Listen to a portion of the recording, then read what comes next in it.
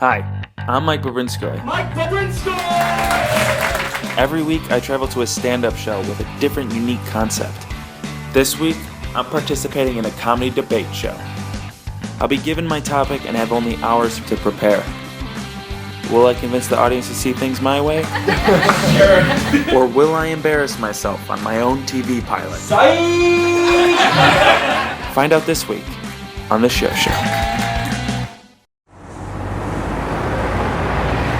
Hey guys, we're in Chicago, it's Shuba's Tavern. We're here for Arguments and Grievances. It's like 0 degrees outside, so let's go and meet the producers.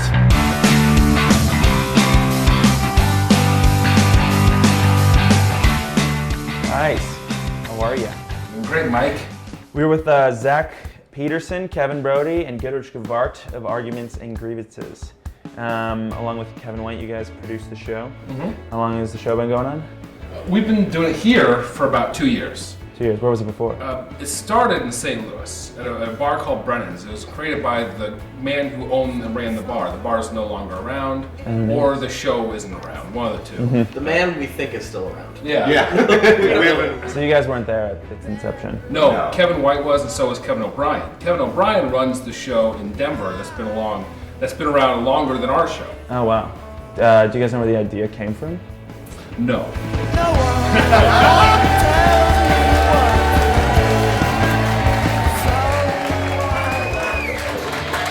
You guys, how's it going tonight? Give it up for yourselves for coming out to the show.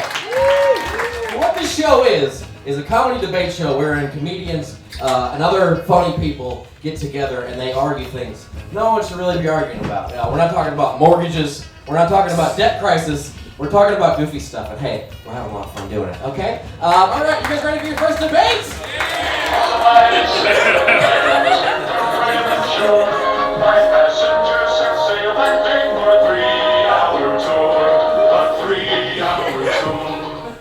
Alright, you guys know everything you need to know about Gilligan's Island.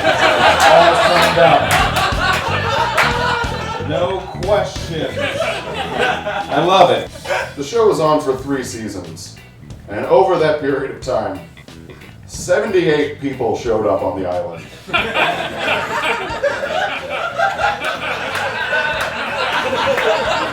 And left. The whole show of Lost to me is like an emotionally abusive relationship where you're just like, am I crazy? Did that fucking happen? No, that never happened. I think it happened. A tribe leader from another island shows up, and he wants a bride, so they dress up Gilligan as a woman. End of series. Your friends are like, maybe you should find a different show to watch. You're like, you don't get it like I get it. It's a very tense thing. An evil dude comes to the island, and he has a bunch of robots. And the only way that they can stop him from his evil plans is that the Harlem Globetrotters have to beat these robots in a game of basketball. Okay, so we got robots fighting playing basketball. This is fun stuff.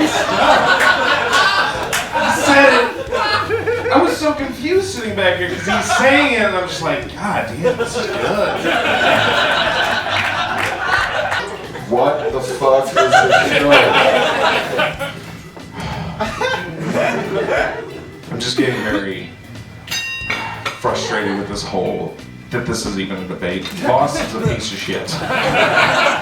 They were going to make one more movie, but they actually bailed on the plans. The plot of it was going to be that the people from Gilligan's Island got married to each other. So the professor marries Ginger, Gilligan marries Marianne, and fucking Skipper Brave and Shirt doesn't get any tail. There was an obvious, the skipper can't marry anybody. The skipper is married to the sea. I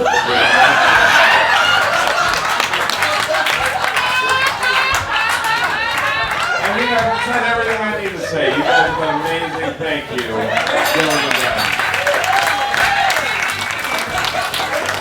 Alright, if you were on the side of Lost and Dan Friesen, give it up now, you guys! If you were on the side of Gilligan's Island and Derek Smith, make it up now!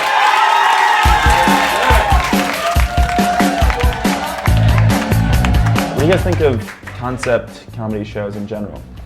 They're great. Just supposes another challenge to comedians, another way to be funny. I mean, you know your jokes, you know how to present them, but being put in a different situation if you want to, do a character or give a writing assignment, it's sort of another way to approach comedy. And maybe you can use that as your jokes later. For this next debate, I need to pull up Exhibit A and B real quick for you guys. This debate is about Bill Pullman and Bill Paxton. That's how he is, you guys.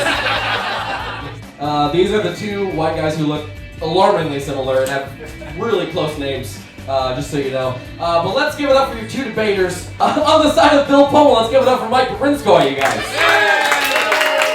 On the side of Bill Paxton, let's give it up for Sony and E, you guys.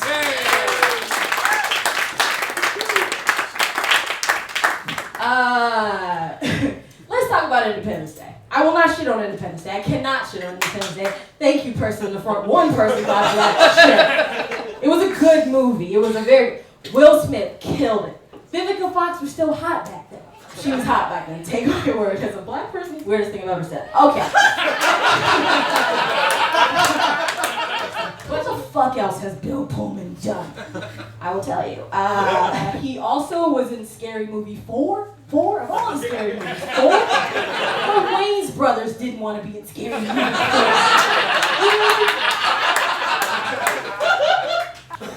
But I want to share a fun fact with you guys. We're going to go back. On November 22nd, this is real, John F. Kennedy stepped outside of the Hotel Texas in Fort Worth. 4 hours later, our president was gunned down by an assassin's bullet that morning. And there was a sea of people surrounding the hotel to see him, right? And in that crowd, I'm not making this up, this is on Wikipedia, there was a little 8-year-old Bill Paxton. Bill Paxton was beating presidents before Bill Pullman was pretending to be them. The side made a lot of good points. Very persuasive. I actually kind of think that Bill Paxton is better than Bill Pullman now. Psych! Let's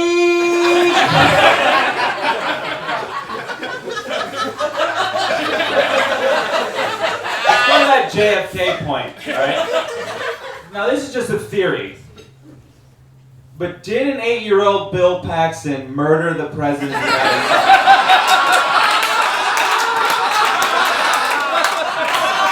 When I Googled Bill Paxton for this debate, do you know what came up? Did you mean Bill Pullman? When I Googled Bill Pullman, you know what came up? Great search, Mike!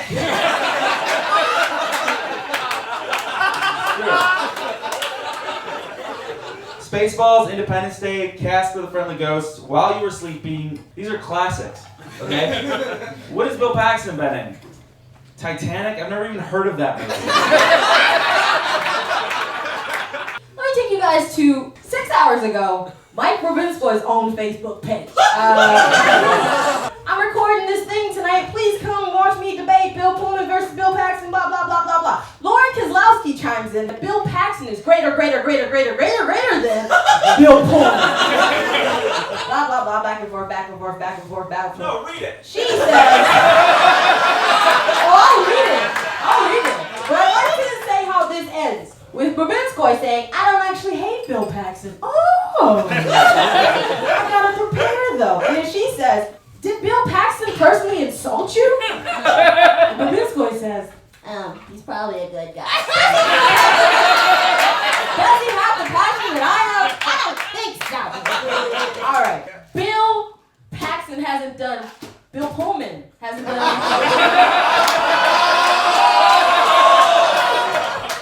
No, you didn't get me. I love Bill Paxton. Fuck all of you. The point is, since Independence Day, what has Bill Pullman done? I'll tell you what Bill Paxton has done. Please clap if you've seen The Terminator. Apollo 13. Titanic. In the words of my hero, a great man, an amazing man, Bill Paxton. Game over, man. Game over, man.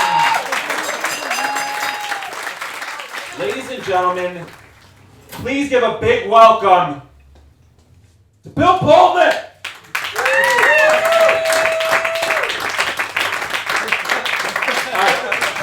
not him, but how excited did you get when you thought he may have him? It's exciting. I got excited. So is Bill Paxton a bad actor? No, he's not. And yeah, I kind of like him. He's all right. This is the thing. Bill Pullman is the underdog. Okay, he's the Cinderella, the long shot, the dark horse. He's the everyman. He's you. He's me. He's the school teacher that wakes up at 3 a.m. every day to teach calculus to her 4th graders, all of whom are orphans. You can try to keep Bill Pullman down. I'll end on this. You can try to keep him in a corner. You can try to murder him with a fleet of alien spaceships. But you know what? You know what he's not going to do? He's not going to go quietly into the night. He will not vanish without a fight. He's going to live on. He's going to survive. Today, we celebrate our... I was going to say our favorite actor, Bill Pullman. Thank you very much. Yes, that's great. If you guys are on the side of Sonya Deneen and Bill Paxton, make some noise right now.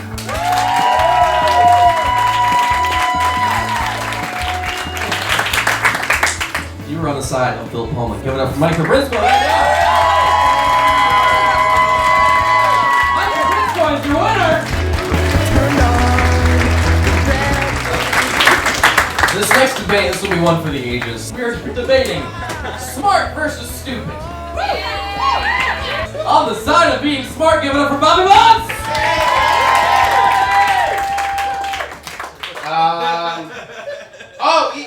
No, smart's better than dumb, man. Like, it's just better. Because here's the thing, we all need smart people in our lives. Like, I wouldn't be the man I am right today if it wasn't for smart people, okay? I would not have graduated high school if it wasn't for those smart people that I copied off their tests, okay? Have you seen the movies when they party at Harvard? They can fucking party. Alright, I went to community college. My definition of partying was drinking 40s under the bridge, okay? Drinking shitty liquor at a place named after a shittier Red Hot Chili Pepper song.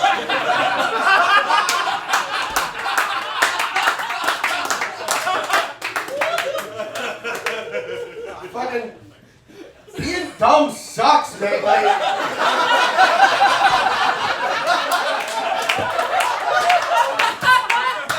I've had to Google the word schedule so I don't embarrass myself while texting a girl like 5 or 6 times, okay?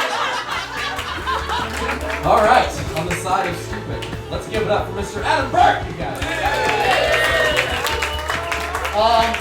So I want you to imagine that you're at a cocktail party, and there's 2 very smart people. Let's say Professor Brian Cox, the noted astrophysicist, and the other noted astrophysicist, Neil deGrasse Tyson. And the 3rd person at that party is, I don't know, a dumb person like Bobby Butt.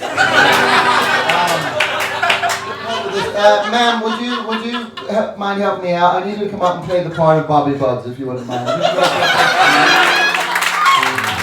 These are all from each person's Twitter feeds, by the way, if you're wondering where I got this from.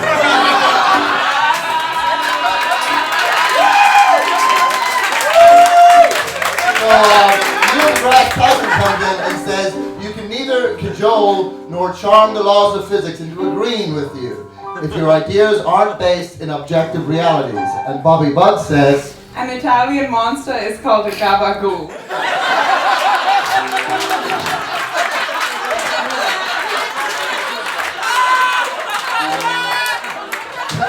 Neil deGrasse Tyson replies, a 50-yard field goal in the University of Phoenix Stadium deflects about 1/3 inch to the right due to Earth's rotation.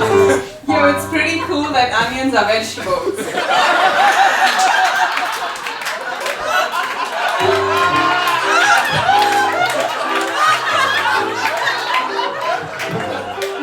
Professor about the halo around the moon tonight. High altitude ice crystals. Wait, who is Cat Steven? Neil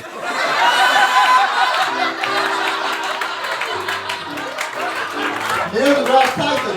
Untruth in advertising. Mega is the metric prefix for millions, so the Mega Millions lottery should pay trillions of dollars. Jew.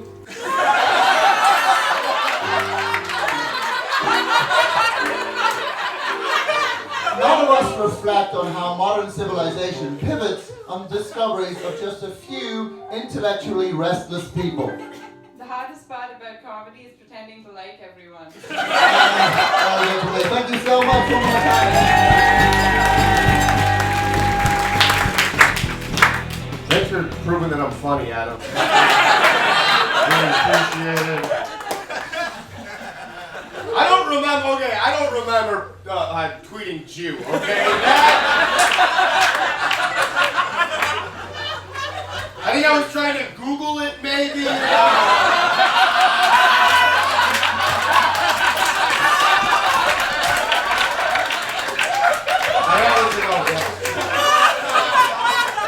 go to a smart college, you go to a smart Harvard college because you're smart, you get a good job. Dumb people, robots can take over our jobs. I've never heard of a robot lawyer. That'd be a pretty cool TNT show.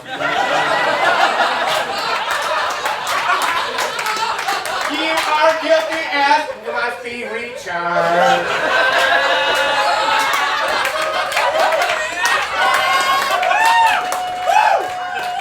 But if most of the world were fucking dumb people, you know how shitty the world would be? Like, if mostly dumb people ran this country, which I think I already do, am I right? If legitimately dumb people actually ran this country, our national anthem would be the theme song for 2.5 Men, okay? That sounds pretty fucking awful. Alright guys, that's my debate. Busting, guys. Close this out. Let's give it up for Adam Burke, you guys. Maestro. As many of you here may know, about 100 years ago, George Bernard Shaw put on a show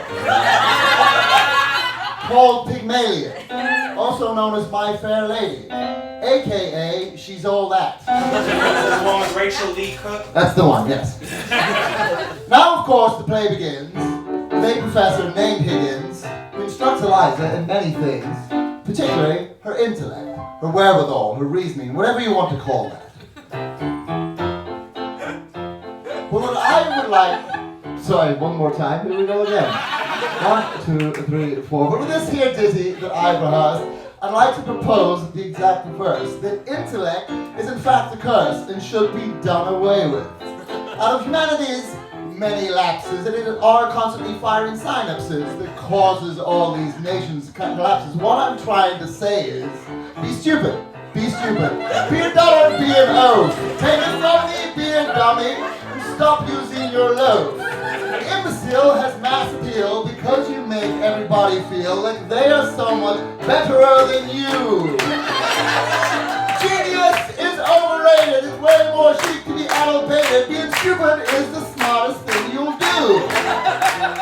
Is there anything more loathsome than to strain your brain's corpus callosum just to prove that you know some piece of information? In every state from A to Z, the children writhe in misery because their governments decree they get an education. Science is so informing, but all that study and brainstorming has brought us naught but global warming and an environment in pieces.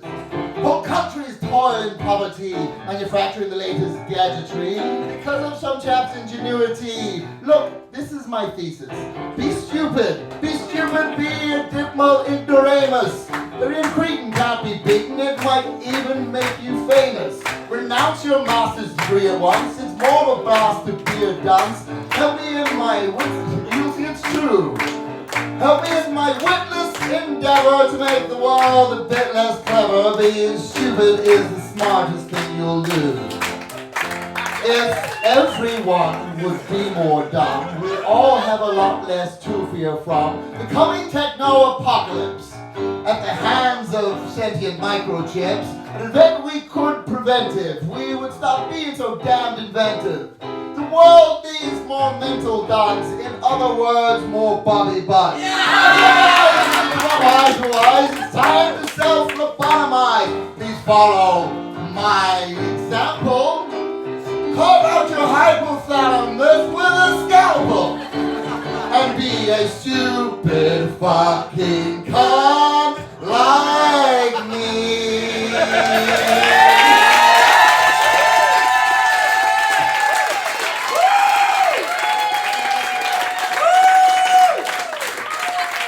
Ain't nothing in the rules, and he can't play a song.